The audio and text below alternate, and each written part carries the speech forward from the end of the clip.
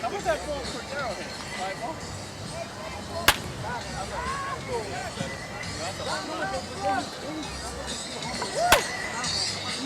Yeah. Like there's a center. Yeah.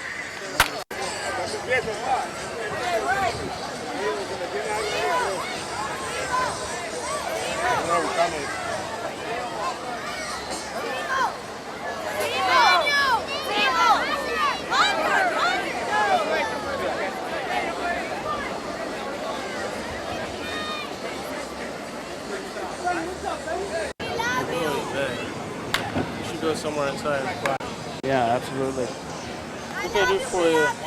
Well, you had the pleasure of meeting Elden Auker, I believe through your old man, who's great friends with Elden. Tell me about your friendship with Elden. Well, I mean, obviously being with the Dodgers, Elgin resides in Vero Beach, and I was fortunate to meet him and become good friends with him, actually.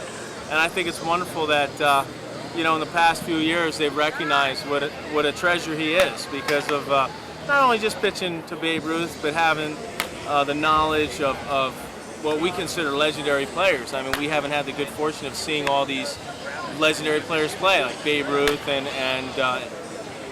Jimmy Fox, Lou Gehrig, and I think it's great when he can tell firsthand stories of that. I'm just hearing you talk. You sound like a baseball historian yourself to some degree. I'm guessing you just sit there, wide open mouth and bug-eyed listening to his stories. No, I think he is, like I said, a national treasure, and I think, for us that love the game, as far as I'm concerned, I think we should definitely embrace everything he has, all the stories he has, because I think it's just a wonderful source of information and nostalgia, especially for fans and baseball fans alike. Not only that, because he's so sharp and so crisp and detailed with his stories. I think it's just an awesome, like I said, just I love to listen to him talk. What was your favorite story of Eldon's?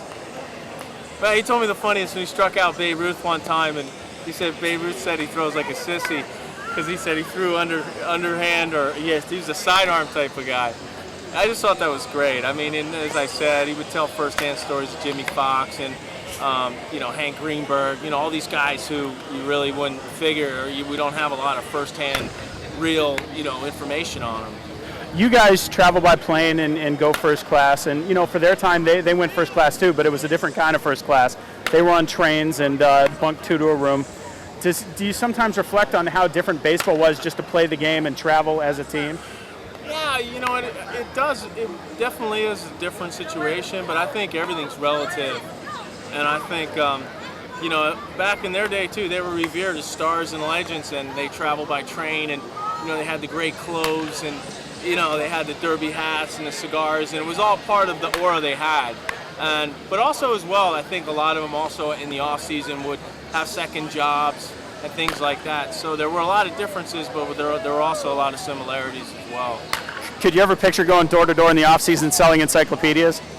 Well, you know what? I think if that's what you're used to, if it's the only thing you know, obviously you would do it. But the situations have changed. I mean, obviously we have no off season anymore, and back then there was you went to spring training to get into shape, and this day and age, if you go to spring training out of shape, you're in big trouble. So there are some definite differences. If we could if you could jump in a time machine and go back to 1940, and you were at the plate against Elden Auker, what would you be doing? Well, since he was a submariner, I wouldn't try to pull the ball because he probably threw a lot of sinkers. And I don't know. I mean, he told me again the way guys used to try to. I mean, for a certain amount of time, I don't remember the exact year, but they said spitballs were illegal to a certain year. So I think that's interesting as well. And I think the gloves obviously were smaller, and it was the same game, but just probably a lot of different idiosyncrasies. So I would love to have seen that. I mean, I would love to have jumped in a time machine and see the way the game was played back then. Can you believe that he's been married to his wife for 69 years? I think, you know what, that's another tribute and another sort of indication of what kind of person he is. Because, you know, I think a lot of people, especially in this day and age, can learn from that. And I asked him, I said, what's the secret of your marriage? And he said, we're best friends. And I think a lot of people this day and age can learn from that and maybe make their marriage better just based on the fact that, you know, the longevity of his marriage and the fact how much respect they have for each other. And you know, unfortunately, it's a lot, it's not as prevalent in this day and age. What do you think you'll be doing at 91? I just hope I'm still breathing. I love life, and I hope I'm just still kicking. And to be, like I said, as sharp as he is, I think that's an amazing, you know, tribute of what kind of man he is. And so, you know, we're making a documentary on this guy and bringing his story further to life and telling those stories from days gone by. You're somewhat of a baseball historian, but not all of your teammates and colleagues in the game are. You think that's the kind of thing that people would want to hear about a guy who pitched Absolutely. back in the 30s? I think it's too bad. I mean, I think certain things should be played out in this game, and I think if you come to the major leagues, you should be given a crash course on the history of the game. And especially for someone like him, the fact that he still loves the game and has so much love for the game, reveres the game so much, I think is a tribute to what kind of man he is. Was it surprising to you? I mean, he always said, we didn't play for the love of the game back then. We played for money. There just wasn't as much money. Absolutely. I mean, it shows. You know, I mean, the more things change, the more they are the same. And I think that's a great, he sets perspective on it. The fact that there are so many good things about the good old days, but on the same note, they had the same needs and the same desires as the players today. Play as well as you can and make as good a living as you can. I don't think anything ever changes in that respect. Now, it's a little off the point. Last question. Mm-hmm. They didn't have Little League back then. They had Little League when you were growing up. But now they have Little League, and they have 5-year-old kids with Little League baseball cards. Check out that kid.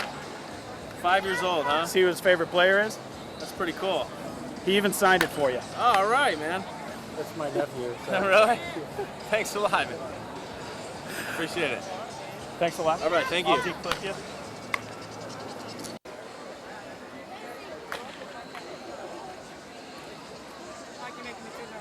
Oh, that's all right.